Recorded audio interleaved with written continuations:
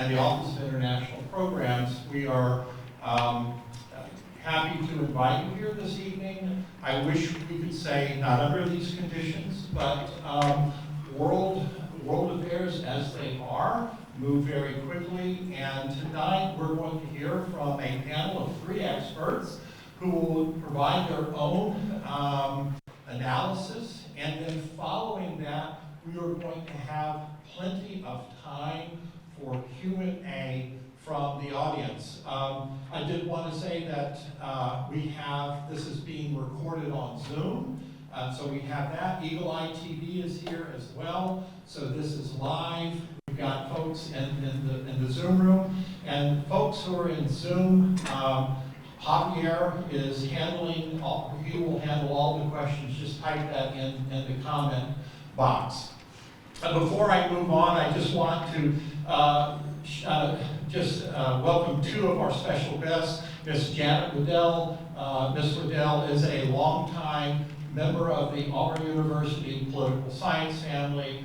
Her husband, the late Dr. Waddell, was one of my former professors and someone who's really helped me grow as a scholar. I would also like to introduce Colonel Kendall Parks, who's with us. Colonel Parks, if you could raise your hand. Colonel Parks is a PhD student, and I'm happy to say he's my PhD student. Colonel Parks spent over 30 years in the United States Army, and he speaks fluent Russian, Polish, German. He has spent many, many years working in this part of the world, so we have him here. So if you even have questions for Colonel Parks at the end, I'm sure he will entertain those questions. Well, let me introduce our panel, and we will get going. To my far left is Dr. Kaloum Kelmendi. Dr. Kelmendi is an assistant professor in the Department of Political Science. He earned his PhD in International Relations from Brown University.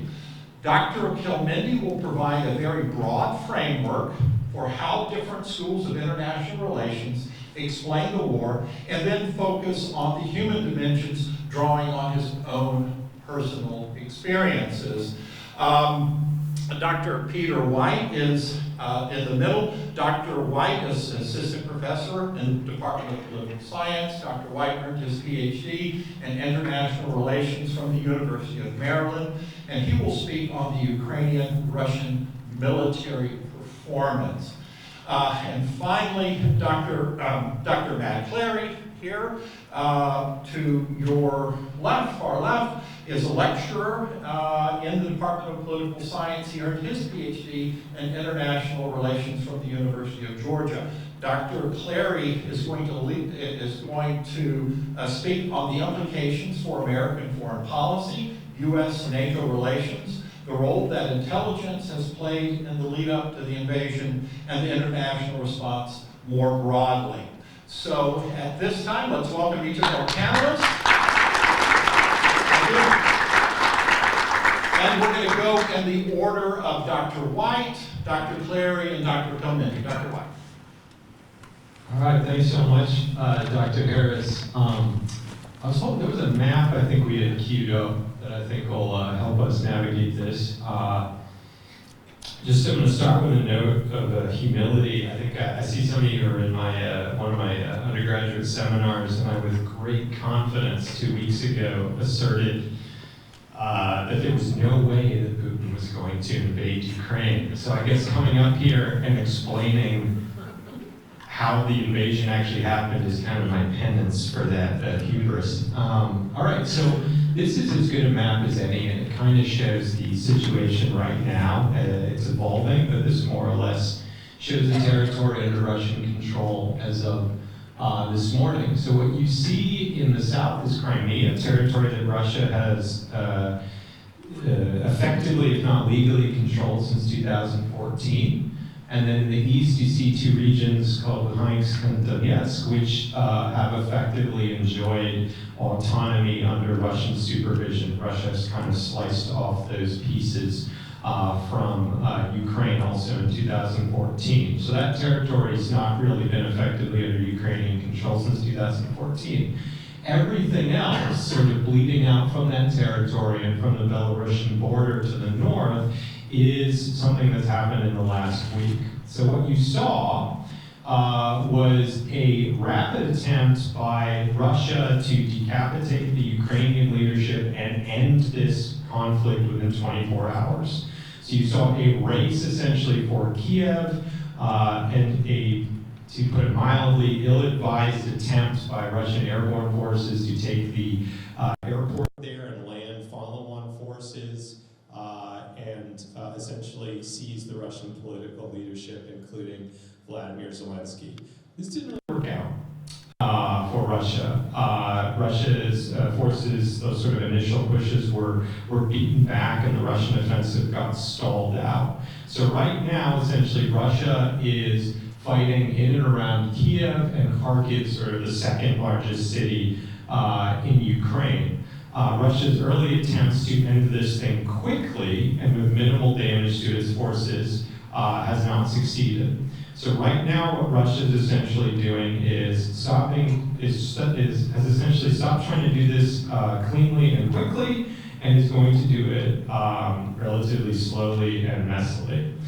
So folks who sort of follow Russian military affairs, so Colonel Park's shaking his head, I'll know that I'm way off base, but follow Russian military affairs, and you ask them what is the strengths of the Russian military historically, it's artillery. The Russian military is structured around methodically blowing things up with rockets, with cannons, with bombs. And that, a lot of analysts are scared, is what Russia is going to do now, is that Russia was not able to do this quickly and cleanly, so they're going to start to bring up the heavy guns, literally, and essentially bombard the cities into submission, essentially to try to bring Zelensky and the political leadership of Ukraine to the bargaining table. So that's where things are right now. Now, what did the Ukrainians do right, and what did the Russians do wrong that essentially has arrived us at this point where Russia has underperformed and Ukraine has overperformed militarily? Well, Russia was expecting the Ukrainian military in 2014. In 2014, really quickly and embarrassingly for Ukraine, Russia carved off Crimea and Luhansk and Donetsk without barely firing a shot, at least in the case of Crimea. And a lot of Ukrainian units defecting to the Russians, dropping their weapons and fleeing, essentially sort of the mirror reverse image of what we see today. Ukraine learned a lot of lessons from that. And essentially the Ukrainian military today is unrecognizable from the Ukrainian military in 2014. They took those defeats as sort of an opportunity for soul searching in their military. They dramatically rebuilt up their military, not to American levels in terms of professionalism and technical competence, but they are sort of light years ahead of where they were in 2014. They further integrated with partners, incorporated a lot of better technology, which they're using to great effect against the Russian invasion force. And they also became very adept at something that we typically attribute to the Russians, which is information warfare, what you sometimes hear called gray zone warfare, hybrid warfare, sort of controlling the information war, propaganda. How many of you have heard of the ghost of Kiev? Okay, that means that Ukraine is winning the information war, essentially. The fact that almost everyone in this room has heard of the ghost of Kiev, who's not a supernatural figure, though from the perspective of Russian fighter pilots he might be. He's a alleged Ukrainian fighter pilot who shot down, last I checked, 6 Russian fighters in the space of a day, which is sort of Tom Cruise and Top Gun level skill. Now, I don't know if the ghost of Kiev exists and if he actually has shot down that many planes, but it doesn't matter. We're here, we're aware of him, the world's aware of him. He's been meme-ified. In my seminar this morning, we were watching TikTok videos, which sort of depict the success of the Ukrainian military. Ukraine is winning the information war. They have our sympathy, they have our respect. Russia has been caught flat-footed in this area, which they are typically regarded as being quite good at. They failed in that respect. Real quickly, what did the Russian military do wrong? It would be easier to talk about what did they not do wrong, because that's how long the list of things that they did wrong is. They didn't tell, apparently, a lot of their troops that the reason that they were headed for the Ukrainian border was not training exercises, but actually to invade Ukraine. So a lot of these Russian soldiers did not know that's where they were going, do not necessarily want to be there. A large portion, though not all of the Russian military, is conscripts, particularly those units that are responsible for making sure fuel, food, and ammunition gets to the front. So a lot of the sort of spearheads right there that were racing to Kiev found that they were running out of gas and ammunition because the poor conscript 19-year-old soldiers who were paid 25 bucks a month were abandoning their trucks and not bringing the fuel and the ammunition to the front line. The Russian military also is not a democratic military. Time and time again, historically with some exceptions, the soldiers of free societies or freer societies have better morale, they have better fighting spirit, they fight better. The Ukrainians are fighting on their home turf, and by and large, they, not with some exceptions, they want to be fighting the Russians. This is not the case for your average Russian conscript. Putin is a dictator, and that means that he doesn't necessarily trust his army. Doesn't trust them with ammunition, he doesn't trust them with autonomy, which means that the Russian military is not trained effectively.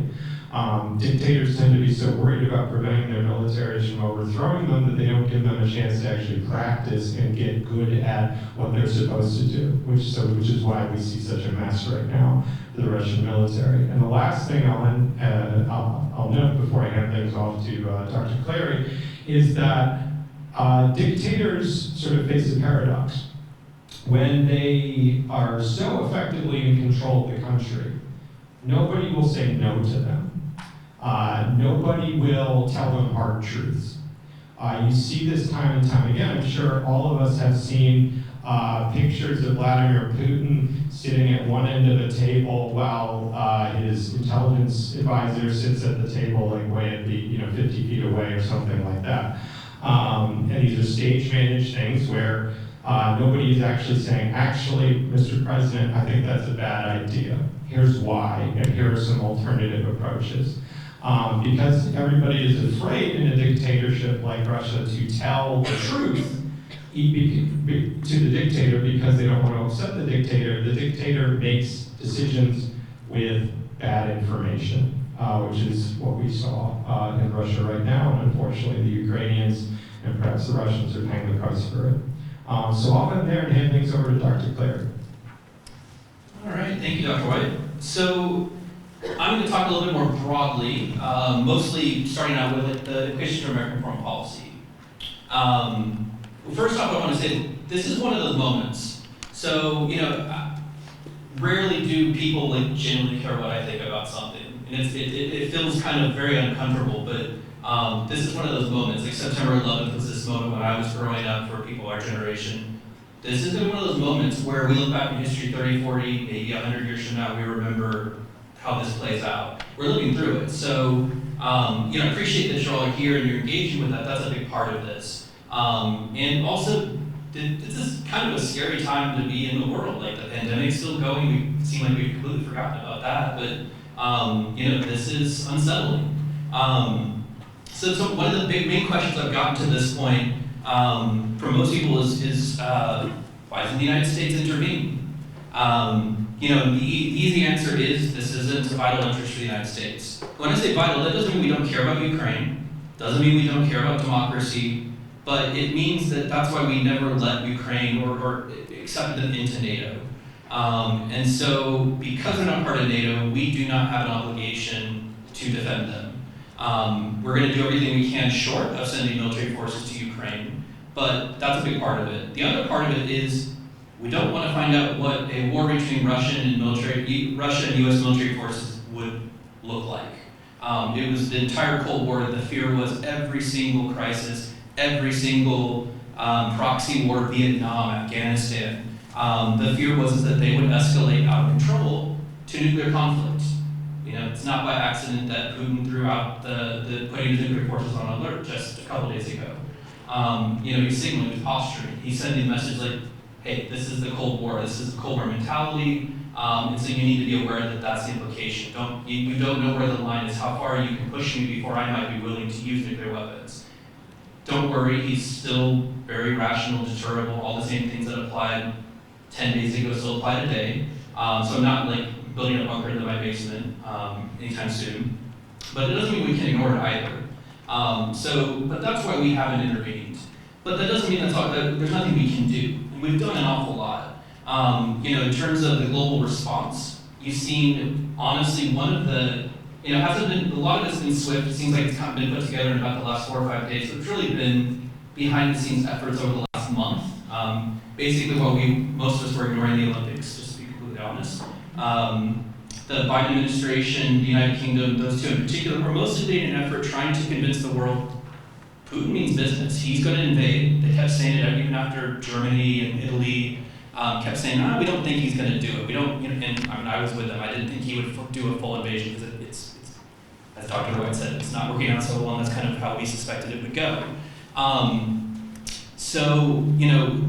What's kind of materialized the last 4 or 5 days in terms of the sanctions and isolation that's been levied against Russia is really impressive. Russia, I guarantee Putin feels as isolated as he's ever felt. Their economy's in tatters, and it's just going to get worse. The average Russian's having a hard time paying their bills. People can't pay their mortgages because the interest rates doubled overnight. The ruble, is cratering. All of the indicators of a successful modern economy out the door. And then, of course, you have all the companies that are willing to do business with them. And so the other thing to remember is this isn't going to just be like a temporary thing. These are very long-term choices that these countries in Europe and companies are making. They're basically saying Russia is closed for business. There's this moment, so when I say this is a moment, what I really mean is the world has said, for the most part it was Europe, said, we'll tolerate Russia's, authoritarianism, we'll tolerate them taking Crimea, as long as it's good for business, as long as we can still get our energy from Russia, as long as we can still make money by working with Russia. That's out the door now. Putin made that perfectly clear that that's not viable. And so you have countries like Germany, Switzerland, Sweden, countries that are historically neutral, that would never in a million years, I'm utterly shocked that Switzerland has kind of removed its neutrality, is participating in the sanctions. They're going after Putin's personal bank accounts. That's what tells me the sanctions regime is going to be very painful for them. Or you have offshore accounts in the Cayman Islands or Switzerland that they can no longer access. So they're going to make it personally problematic for these people, not just Putin, but all the people around him that enable him, what we call the oligarchs. And so that's been part of our response. The other part is getting global public opinion against Russia, and as Dr. White noted, that's been really successful. Everyone's kind of on Team Ukraine, and very few people are on Team Russia. Even those who are on Team Russia are a little quiet about it. So I study China, as in addition to American policy, China's sort of my primary focus. Everyone's kind of dying to know what's China thinking about all this. China is playing it. They're trying to play both sides. They're trying to be Team Russia without being Team Russia. And so at the Security Council, when they vote on a resolution, they abstain. That's actually a pretty good sign that they're not full. They have 1 foot in, 1 foot out. Just today, the Chinese foreign minister called the foreign minister of Ukraine and basically was like, we want a diplomatic outcome to this. And then, all of the other implications, and I know I'll get this question and we can address this later, but, what are the implications for other crises and hot points in the world, like, say, Taiwan? The one thing I'll say now is that everyone's watching how the world handles this. It's why it's so important we get it right. If Russia would have been successful and took Kiev, taken the country like in a day or two, and functionally controlled Ukraine, the message to everyone else, all these other autocrats around the world is, hey, the world's open for business. The fact that it didn't go well and it's not going well, the fact that there are very clear consequences and global public opinion has so thoroughly turned against them that there are consequences. And I guarantee China, it's not lost on them. China can't afford the type of isolation that Russia's experiencing. If they did, their system would just collapse. Russia's a little bit more resilient to that because they're not as interconnected. In terms of other things to pay attention to in terms of the global response, so the sanctions regime has been quite effective, global public opinion's turned against it. Something of note, so something else I study is the United Nations, which this is a historical moment. So only the 10th time in the history of the United Nations since 1947 And the first time in the last 40 years, the UN's going to have, or is currently having, an emergency session of the General Assembly. And while that doesn't actually mean they're probably going to do anything of legal substance, they're not going to make anybody do anything, it's going to be an opportunity for the world to stand against Russia.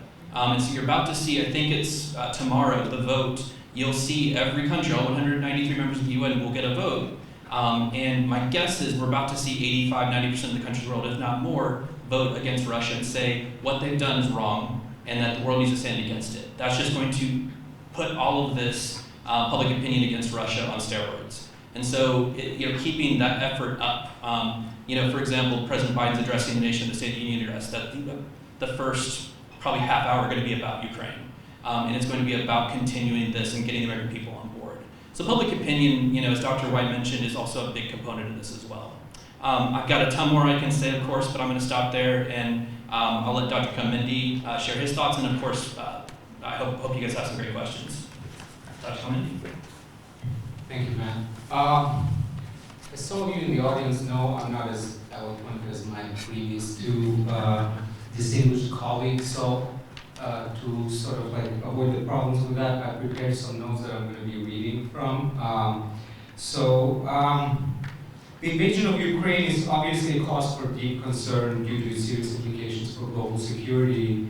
But perhaps equally important, it's also a cause of concern because of the human toll that the conflict is taking and will continue to take for the people most immediately affected by it. So, before I begin speaking about the potential implications, potential causes and consequences of this war, and try to be as analytical as I can be, it's important to state the obvious first, right? And that's that there are tens of millions of people in Ukraine right now facing violence, profound insecurity, and uncertainty.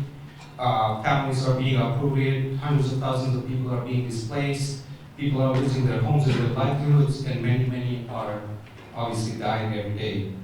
And unfortunately, as the images of the 40-mile long convoy of Russian military troops making their way to Kiev makes it clear the situation is likely going to get worse in the coming days. So again, it's important to think what this means at a human level for the people caught up in this war most immediately, recognize their suffering, and perhaps cultivate our individual and collective empathy and emotions about their plight right now.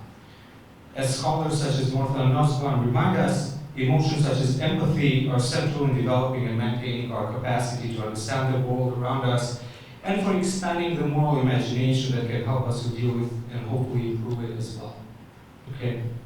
So now let me shift to the causes. As my students know, I like to use different theories to explain sort of empirical events. Scholars of IR, international relations that is, will probably debate the causes of this war for many years to come. We don't agree on what causes war and what leads to peace, but we have some ideas, right? And there are at least three key sets of factors that we pay particular attention to when trying to make sense of, why a state would decide to go to war, in this case, Russia. These factors have to do with power, they have to do with institutions, both internationally and domestically, and they have to do with ideas, norms, and identities. Okay, and I'll list them all and see how they apply to the case of Russia.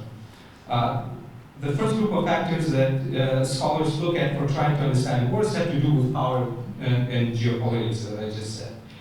So these scholars, for example, emphasize the importance of changes in the balance of power, military technology, but also things such as miscalculations about other states' intentions and/or their resolve to fight, as well as Dr. White was mentioning, in deciding whether to go to war or not. For example, scholars such as Stephen Walt of Harvard and John Mearsheimer have written on Ukraine from this perspective.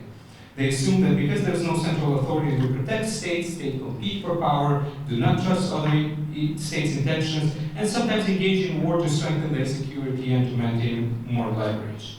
They note that Russia is a great power, albeit a declining one, but a great power with nuclear weapons nevertheless, and argue that it has been feeling threatened as NATO has enlarged and as NATO has left open the possibility that states such as Georgia and Ukraine might join NATO at some point, right? So Scholars taking this approach also point to the relative decline of the US power and the rise of China as creating sort of like a shift in the global distribution of power that might have actually created an opening for Russia to reassert its ambitions in Europe. So this is very important, right?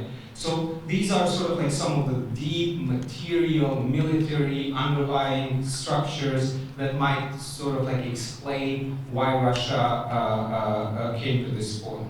Obviously, more immediate sort of explanation, precipitating factors might have to do with perhaps the massive withdrawal of the US forces in Afghanistan and the perception that that might have created in Ukraine that the West is not, as a result, the increase in petrodollars that Russia has been taking in more recently. And also, importantly, the fact that the Ukrainian army has been strengthening over the years, as Dr. White noted, and that, you know, it might come a time when it's too late to do this kind of invasion, right? So, what are the implications of the Russian invasion according to this line of thought? Basically, you know, for scholars who look at the world from this perspective, they say that what's happening in Ukraine means that we're going back to realpolitik as usual, right? Great power rivalry. Even Germany is talking about spending more on its army, right? This is the future. That's sort of like what they would argue. But I would hasten to add that that's not the only explanation, right?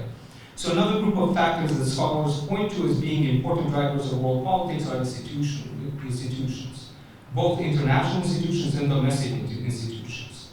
So these sort of like arguments make the case that the proliferation of political and economic institutions that has brought a lot of states together in the last 70, 80 years, right, has promoted peace between states and has led to the decline of interstate wars.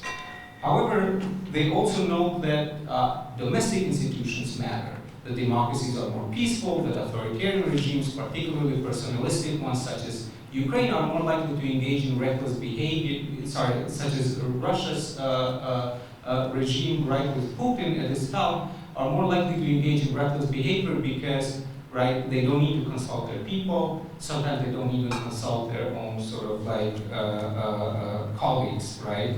So some commentators have pointed out that recently Putin has become more isolated, the circle of advisors around him has shrunk and weakened, and that might explain why he's more likely to sort of like engage in this type of behavior, right?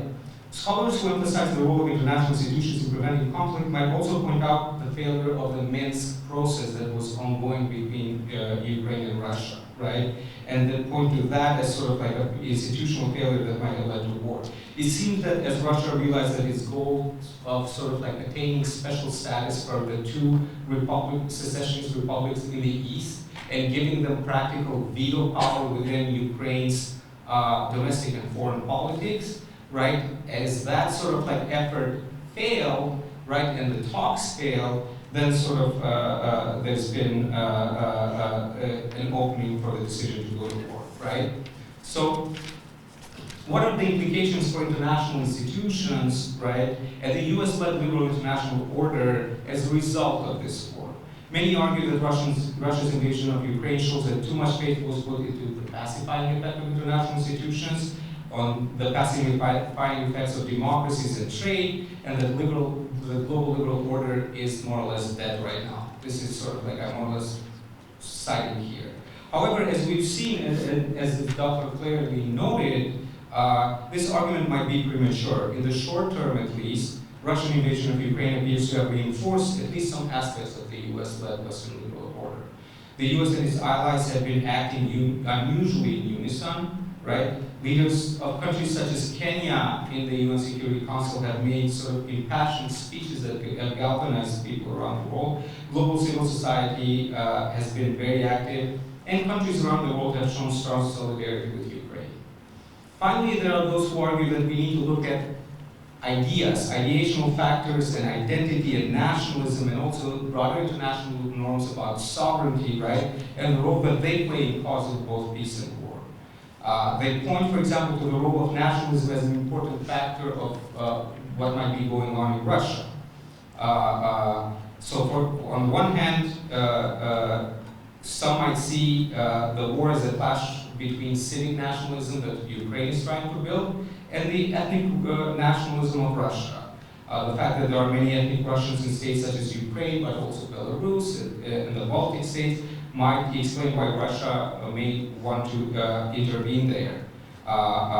Moreover, in Putin's and some others' views, right, Russians, Ukrainians, and Belarusians are all members of this broader Russian civilization, broader Russian world, that their division, which Putin has made the claim, led to separate states that are artificial, right?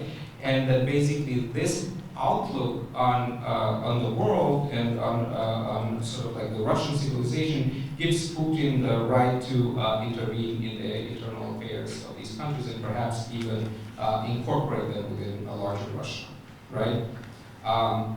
It's worth noting, just as a footnote, that although Ukrainians are probably the second largest minority in Russia, they do not have minority status within Russia. So obviously there's serious contradictions, right, within this. And more broadly, the scholars who focus on ideational factors also emphasize the role of international norms such as respect for sovereignty, territorial integrity of states, appropriateness of war as a legitimate way of pursuing foreign policy. And they've argued that over time these norms have strengthened, and that has led to sort of like fewer and fewer wars, right? So does Russian invasion of Ukraine mean that those norms are now dead? The fact that there's an interstate war in the middle of Europe would indicate that such norms may not necessarily be as strong as everyone thought, right? The fact that even Germany is spending more on its military could be taken as an indicator that certain taboos are weakening. At the same time, the condemnation that Russia has been receiving from across the world, as Dr. Clary noted, right, could be used as an indication that actually those norms are strong across the spectrum of the international community, right? And norms are violated oftentimes, but that doesn't mean that they're dead. Other norms, such as those about refugee protection, might even be strengthened, right, given the sort of, given the fact that European countries and the rest of the international community has promised that they will open their borders to Ukrainian refugees. So I think it's even possible to argue that some of the military dynamics, such as Germany's decision to sort of invest more in its military, are being shaped not by the weakening of certain norms, but by the fact that they're very strong, right? So whatever the real causes of the war, it's clear that the US and the EU and the broader international community face three interrelated challenges as a result of Russia's invasions of Ukraine. And those challenges basically have to do with this complicated question, which is how to maintain European and global security and protect the institutional framework underlying the existing order without being drawn into a war with nuclear Russia, and without compromising or permitting the weakening of some of the key norms and values about human rights, democracy, and global solidarity that have contributed to peace so far. So I want to end with reference to the importance of empathy again that I applied at the onset. As someone who grew up in Kosovo, as Paul mentioned, I experienced war myself. Among others, I was internally displaced and eventually became a refugee. However, the international sympathy, aid, and intervention that we experienced in Kosovo left a lasting impact on me about the bright side of humanity as well during the war. So the reception of Kosovo refugees around the world, the work of international NGOs to shelter and feed us, and the humanitarian intervention to end the war instilled in me a strong sense of optimism and faith in humanity that I carry to this day, some might argue naively. So I continue to strongly believe in the basic human capacity to put oneself in the shoes of others and to recognize that the basic human need for not only security, which is physical and material, but also political freedom, equality, and dignity are universal and can be very helpful. The least we can do is imagine what it must be to be in the position of the Ukrainian people right now. In these dark times, the people of Ukraine at the very least deserve that. Thank you.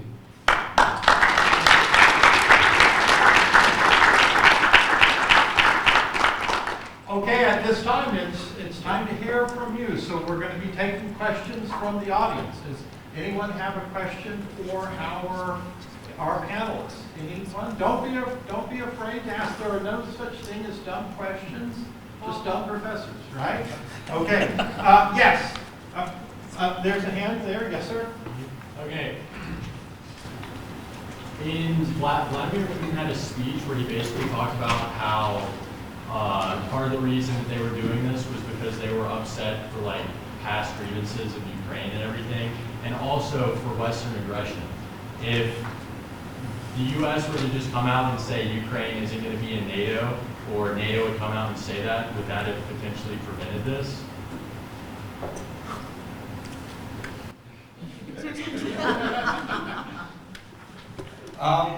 So obviously that's unclear, it's a counterfactual, we don't know, right? But I can say that we know two things. The first one is that Russia knew that Ukraine joining NATO was not something that was going to happen anytime soon, right? So that was clear, even though, it's sort of like a backdoor room was left, right? It was not something that people were considering seriously within NATO, right? And so, at least certainly not anytime soon. And the second thing that I would like to note is that, at least from a realist perspective, great powers, in this case the West, right, do not want to give the impression that they can be blackmailed like that, right? So even if that option, might have sort of like prevented, and that's a big, big, big if, right? You don't want to create a precedent where a state, a revisionist one, can do this thing all the time, right? Where it sort of like threatens invasion, right? And gets concessions the entire time, right? So eventually, according to people like Stephen Wald, the resolution of the conflict will entail some sort of a bargain between the West and Russia over some sort of neutral status of Ukraine, but that would have to be framed in a different way as opposed to just blackmailing. Okay? The only thing I'd add to that is that to keep Ukraine out of NATO, we would not need to invade. NATO is a defensive alliance, which means that its purpose is to deter war. Its purpose is not to come to the aid of a country that's already at war that joins NATO while they are at war. So Ukraine could never have joined NATO while they were fighting Russia, and they were fighting Russian-backed separatists and probably, elements of the Russian military since 2014. Ukraine's been at war since 2014. All Putin had to do was sort of keep that low-level conflict in the East going indefinitely to keep Ukraine out of NATO. So I would suggest to me that if the United States had made such, or NATO had made such an announcement, as you suggest, that would not have stopped the invasion. Our next question is from Ms. Waddell. I would like to know if any of you see any similarities between the actions that have happened in reference to Ukraine vis-a-vis what went on with the beginnings of the Third Reich when Hitler stormed into the Sudetenland, so on and so forth. Are there similarities, or am I over-dramatizing things? Start that. I mean, I could answer it. I can take that question. Yeah, okay. German expert. All right. Yeah. Yeah, okay. So the question was, are there similarities between what is happening in Ukraine right now with what happened during the late 1930s and early 1940s when Nazi Germany went into the Sudetenland, which is modern-day Czech Republic, went into Poland, accessed Ukraine, accessed, and so forth and so on. That war itself had Putin stopped at those areas right there, right? That was essentially what Adolf Hitler and the Germans were doing. They were coming into countries, into states that already had large numbers of Germans. There were about, I think we estimated about 12 million Germans that were living outside of Germany during that time. And of course, what the biggest difference was, of course, the absolute racial war that the Nazis played against, because anyone who wasn't a German was considered a subhuman. That was the German word is Untermenschen, and that they were subject either to slave labor. If they were Jews, they were, of course, either killed on sight or taken to camps. And I think I want to, and this point hasn't been missed on us, that is in the Ukraine. Those were the Nazi killing fields right there. There were not concentration camps in the Ukraine. The millions of Jews that perished at the hands of the German and the Ukrainians who were allied with the Nazi Germans, they were killed by the bullet. So it was a very, very different thing. But that is the reason why Germany, as a country that has been so reluctant to engage in any type of military buildup, that is why it was historic in the German parliament late last week that they were raising their expenditures by 2%, and they're strengthening their military. So we've got questions, I think, from. The one thing I would add is, it's not that there's a lot of similarities. Something that I've studied is like the use of analogies in foreign policy. We have to be really careful to not, because the context of 1939, the world was fundamentally a different place. The economy was a different place. There are an awful lot of similarities, so you're not wrong to bring it up, and like I've seen that question asked a lot. But to say, I'd say it's going to go exactly the same way. Like the danger of that is if you start assuming that, you start behaving the same way, you make some of the same choices, and it turns out to not fit that context. So a lot of people say, like, don't appease an aggressor like we did at Munich, because Hitler's an aggressor, Putin's an aggressor, all aggressors must be the same. It's not as simple as that. How you deter Putin is going to be very different than how you might deter a Hitler. And frankly, Hitler was in a much better position to do what he did than Putin is, and probably ever will be if he stayed around much longer. So I wanted to get to some of the questions. I knew we'd get a question about Taiwan. Of course, I'm going to take that one. But I'm currently studying abroad in Taiwan, and have been trying to gain information what China has been thinking. But all news networks are focused on Ukraine, as you imagine. So what is your best guess as to what China is thinking and planning in relation to Taiwan? The first thing I'll say is nothing has really changed. So what was deterring China from taking Taiwan is 10 days ago, a year ago, still deters them. The reality is what we have with Taiwan, what China has with Taiwan, they're heavily invested in the Taiwanese economy. So as the United States, we're heavily invested in both. China's invested heavily in us and Taiwan. Taiwan's heavily invested in both China and us. The interconnectedness, that didn't exist with Russia, not to the level of what China has. The other thing to note, Taiwan's I think it's the 18th largest economy in the world in what we call purchasing power parity. China's number 2, the US is number 1. Usually what we cite, it's not even conventional military, it's not nuclear weapons, it's what's called economic mutually assured destruction. The idea is China's not stupid that they're going to take an action that's going to destroy their economy.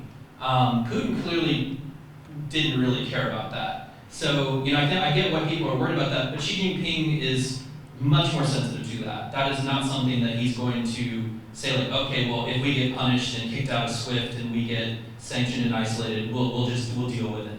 China would not survive that. And to take Taiwan, quite frankly, they're going to have to do a lot of damage to Taiwan's infrastructure and economy, like what you're seeing with Ukraine, and that's going to do a lot of damage to a top 20 global economy. That's going to destroy the global economy. Be bad for all of us, but it'd be really bad for China because they're also very invested in all of it. That's what tells me I'm not terribly concerned about it. It's not to say like we can't dismiss it, because China desperately wants Taiwan. It's a vestige of the like a continuation of the Civil War. To them, the Civil War from 1940s never ended. Taiwan is a reminder of that. But the other thing I would say is all the things that Dr. White was saying, because the Russian invasion is not going well, China's watching and saying, oh. So all of the things that held us back, in addition to the economic mutual destruction, the fact that Taiwan's an island, it's going to take an awful lot of amphibious capabilities to take that island by force. It's one thing if you just blow it out of the water. China, if they wanted to, they could have done that 30 years ago. They have enough missiles, they could just destroy it. They're not going to do that. They want to control it, and to control it, you need an occupying force. We're seeing the difficulty associated with that with Ukraine, and China's watching and learning. So that, again, there's multiple reasons why I'm just not terribly concerned about that. I think it even makes it less likely, given how things are playing out in Ukraine. And the worse it gets, the more China's going to step back and say, thank God if they were even, if it was even on the table, they're probably having that moment of like quietly thinking, oh, glad we didn't do that, because that could be us. And it would be much, much worse. Dave, you want to add anything? Yeah, I just add to Dr. Clary's point. I agree entirely that China and the Chinese military is watching undoubtedly what's going on in Ukraine very closely. Historically, the Chinese military follows the performance of other militaries very closely in relation to their own. When they saw how poorly the Iraqi military performed in 1991, that led to a huge period of military reform and modernization, because they were like, oh shoot, that military looks a lot like our military, and they didn't last 4 days. So I would expect that, yes, on the one hand, it would lead to some caution vis-a-vis Taiwan, but I would expect that what we'll see is a period of perhaps increased modernization, reform, training, and preparation on the part of the Chinese military to try to learn lessons from Russia's performance. We got questions in the audience. Yes, the gentleman in the right there. So this goes back to the Ghost of Kiev, and this is for our armed service member and our panel. Colonel Barnes, yeah. So I'm a huge Twitter guy. I get a lot of my news from Twitter, and so several different outlets on Twitter confirmed that some of the viral footage actually came from a video game. And so my question kind of shifts into the information war. So in your opinion, do you think the Ukrainian government planned that? Was that an intentional act? Do you think that they just capitalized on a mistake by the public? And then as we move forward in future conflicts, what type of role will social media misinformation play in terms of public opinion and public view of it, especially with outlets like TikTok, who we know is owned and might have arms from the Chinese government? I'm going to, Dr. White, this is his forte. Yeah, I knew I should have been skeptical when I saw the Ghost of Kiev blow up the Death Star. So yeah, no, I saw the same thing, and I've been like marinating in Twitter too for the last couple of days. So I get it. So I think that if you are Ukraine and you're fighting for your life, and you have sort of your own intelligence services or other sort of independent groups that are pro-Ukraine, anti-Russia, and are taking perhaps like this kernel of truth that there was a pilot who did pretty well, or the Air Force as a total did pretty well, and this rumor started about the Ghost of Kiev, like by all means, like let people run with it and expand upon that. I think that that's sort of a lesson for like all of us to just sort of be a bit skeptical about what we're seeing, that like any any party to this conflict is a self-interested actor. So, when Russia says we've suffered very few casualties, and Ukraine says Russia's suffered, thousands and thousands of casualties, the truth is certainly somewhere in the middle. So I think that we need to sort of, particularly when we're in a saturated information environment, sort of reserve judgment and get confirmation from multiple and reputable sources. Yeah. But that being said, we're not going to do that. Colonel Park, Could I make just a few comments? Please do. Okay, I think you guys can probably hear me anyway. Just a few comments. If you look where Lviv is, and you look at what's now called Kiev, because they're using Ukrainian and not Russian, or even we say Kiev in English. All my career was Kiev. And then maybe a decade ago I started becoming Kiev because they were trying to really push Ukrainian. So what country was Kiev in 1945? The answer is not Ukraine, Soviet Union. What country was Lviv in 1945? Anyone know? Not here. Not you guys. I'll give it to you. It was Poland. The reason I bring this up is, we're political science people, we want to study political science classes, because it keeps us employed. But this is a history lesson. Europe moved to the west, or these countries moved to the west after World War II. You need to look at that. Or just do Wikipedia, they can give it to you, even though that's not a real normal source, no site for me. But that was Poland. And then Poland got all this territory that was Germany. And then the Russians got up in Kaliningrad. Kaliningrad actually borders Poland. So we have more NATO countries that border Poland, or border Russia, than just the Baltics, okay, because of that. So I just bring that, look that up. It's very fascinating. It all feeds into what I'm kind of researching for this show. So the map of Europe goes west. Putin made the comment, I'm going to paraphrase, the greatest geopolitical catastrophe of the 20th century was the collapse of the Soviet Union. So when you start looking at his mindset as to why he wanted to do all this, that's why. He's trying to refix what he thought was a wrong that occurred after the collapse of the Soviet Union. Next, Putin totally controls the media. Because I speak foreign languages, I get to watch podcasts out of Russia. I got the ground. And so in those podcasts, they are currently talking about they are going to do war crimes against 4 commanders that are Ukrainian for the deaths that went on in Luhansk and Donetsk. Really fascinating. They have these big binders and all this stuff, and they're showing it to the Russian audience because of these war crimes that these Ukrainians killing these, and that's justifying what Putin's doing. So he controls the media. This is not like America where we have different medias with their own weird agendas, but this is one media with one agenda. Finally, a couple other things. 2 other things. So Crimea, to one of your points, I think yours, Dr. White, and what you guys said, by the way, brilliant, and I love what you said about the international community and optimism, and God bless you. I'm so thrilled that you're here.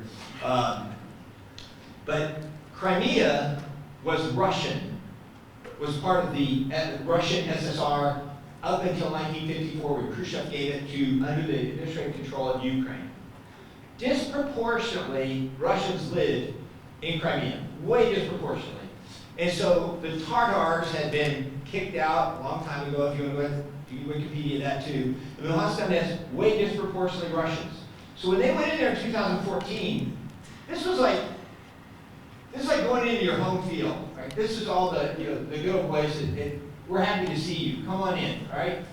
Now it's a different gig. They're going into Ukraine, and the Ukrainians don't want them. And so it is a very, very, very different fight. And also, I served with the country of Georgia in Iraq in 2007-8, and I was also a liaison officer with the Russians in Bosnia. Yeah, one guy who did both of those. And so in 2008, when I left Iraq, Russia invaded 2 territories of Georgia. And I knew what guys on both sides of that fight, which is a little bit weird. But I was rooting for the Georgians in a big way. You can figure that out. But my point is, it's a very different fight. We had gone in and trained the Georgians, and that's why they had come to Iraq. At one point, Georgia, this little tiny country that has 28,000 people in their whole military, had the 2nd largest force in Iraq. Most Americans don't know that. They had 2,000 people. It was us, the Brits, and then the Georgians. 2,000 people. And the reason they had so many there is because they were going to give back to that fight, because we'd given them equipment, we'd given them arms, we'd given them all this stuff, lots of training, and that's part of why they took troops back from Iraq, back to Georgia, into that fight. And sadly, some of the guys I served with in Iraq were killed. But the point here is, Ukrainians, as was mentioned, I think again you, Dr. White, talked about, we've been training them since all this went on. They are massively, brilliantly using the javelin. God bless them. I mean, this is so cool what they're doing. And they're letting these forces drive by. Urban warfare is very different. Forces drive by, they step out, they fire a javelin, they take out a tank. It's easy money, okay? Because it is just a very, very, very different kind of fight. So anyway, I don't know what any of that has to do with the price of rice in China or in Taiwan, but those are just a few observations I wanted to throw out at you guys. Thank you. Yes, We've sir. got a question here in the way back. Yes, ma'am. Yes, ma'am. What do you think as far as Russia's targeting of the civilian, like, emotional zones, such as the targeting of a kindergarten and a children's cancer hospital? And do you think that's their intention, to target emotionally damaging places? Philip, could you take that question first? All right, so obviously that's horrible, right? The people who are looking at this more closely have made the argument that for the most part right now, Russia does not necessarily want to sort of like cause too many civilian damages, right? In the that would backfire both domestically and obviously internationally. Their hope was that they would just be embraced as liberators, right? The worry is, but obviously there have been casualties, though we don't know exactly to what scale because of some of the information issues that we've been discussing. The more serious worry is that this is just going to become a lot more pronounced as more troops are moving in, and this becomes sort of like an urban warfare situation as well, right?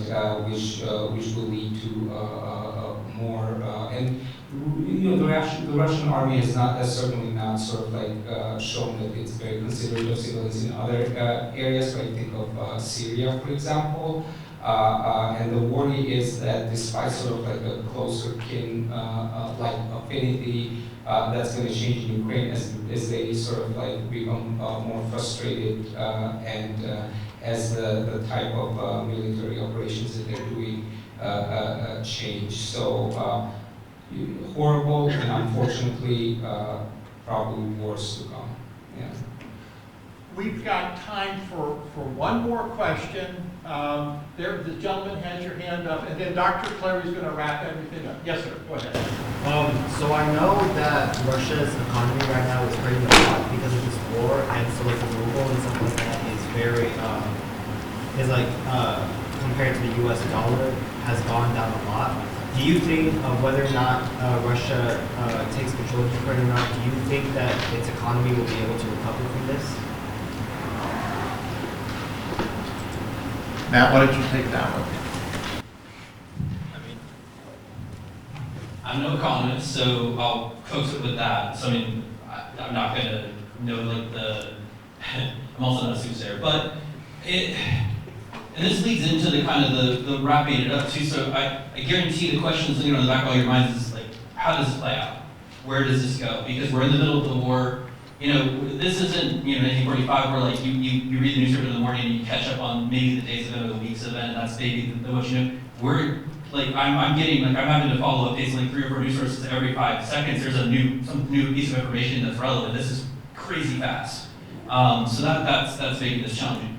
So to answer your question directly, no, they're not going to come back from this. Not at least not to the way that they're going to like. So the choices that have been made, there is a clear disconnect or deconnection, or basically they're decoupling, Europe in particular, decoupling themselves from Russia.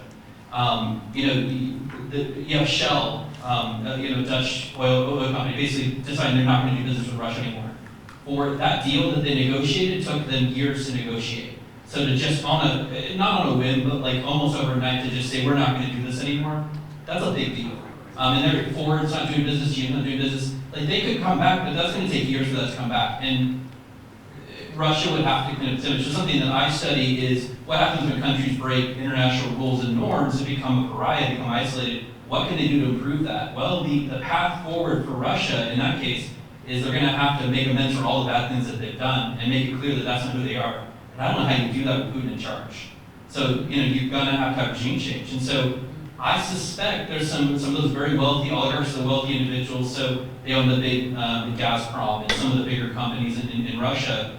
They've lost a lot of money. They've lost, I think we've seen estimates of hundreds of billions of dollars, just these individuals. Not Russia as a whole, but these individuals. They're the ones that circle Putin, they're as close as anyone can get.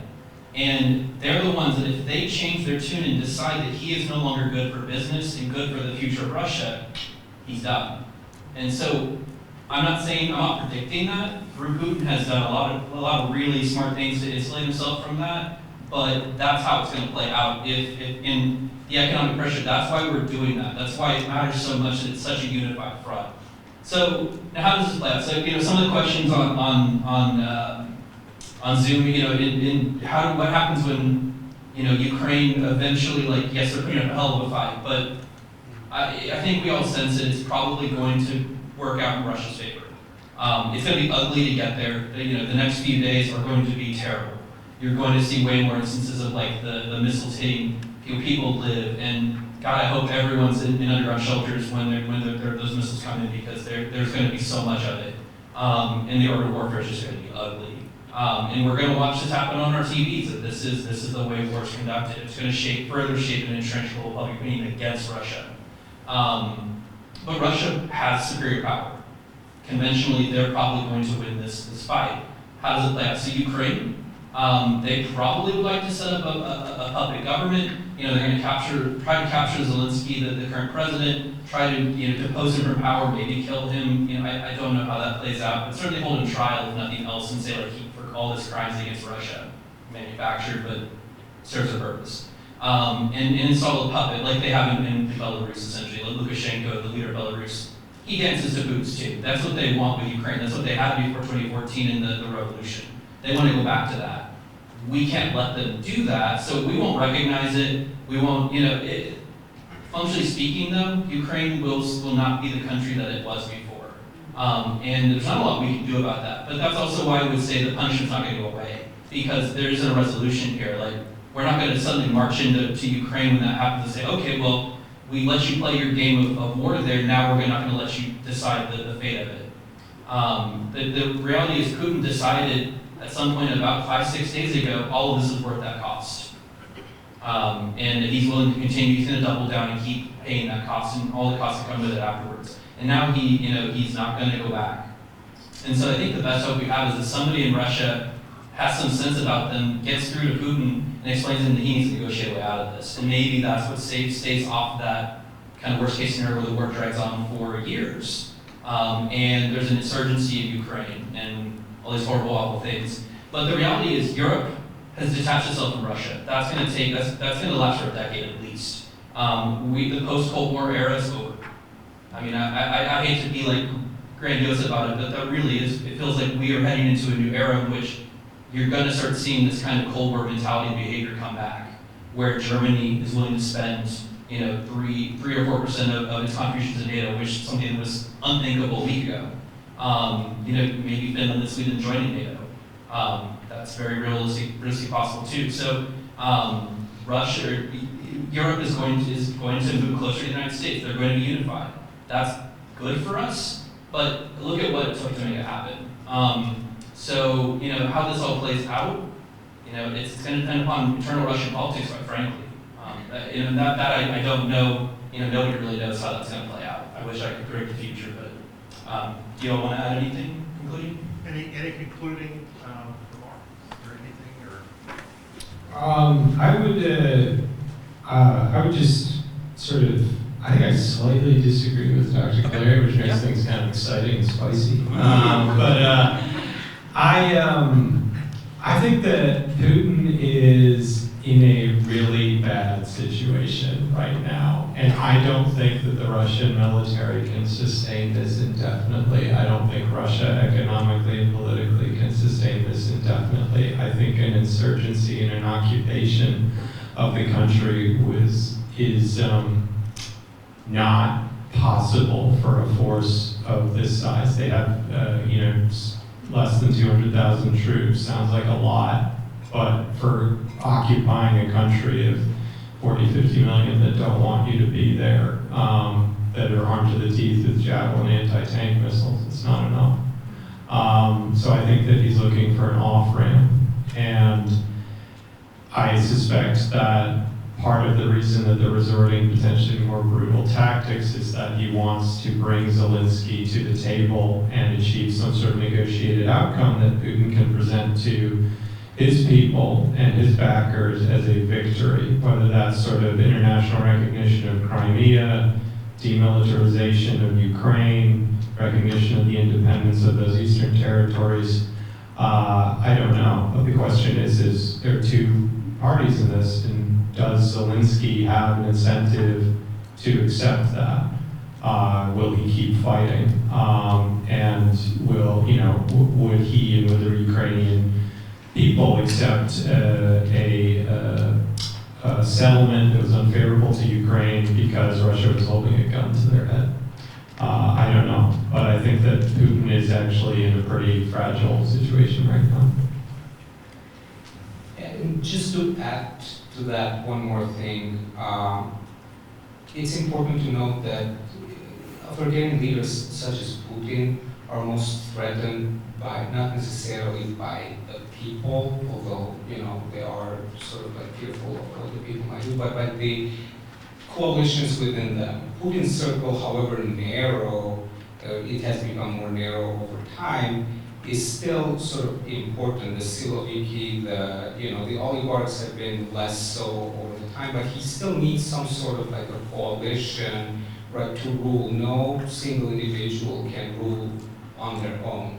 And the economic pain that you were talking about, right, is going to affect them as well. And I think that might also change the calculus, and it certainly puts Putin in a difficult situation that way, right? Because if they're thinking, look, if he's willing to go for this for a really long time, and we were going to be suffering for a really long time, it might not be in their favor anymore to support him, right? And so, for me, especially if the situation drags out, it will be very important to see how those dynamics sort of are affected and change the intra-coalitional dynamics within the personalistic authoritarian regime that he has. And obviously it will be difficult to understand what's going on from the outside, but that's an important factor as well. Well, at this point, please join me in giving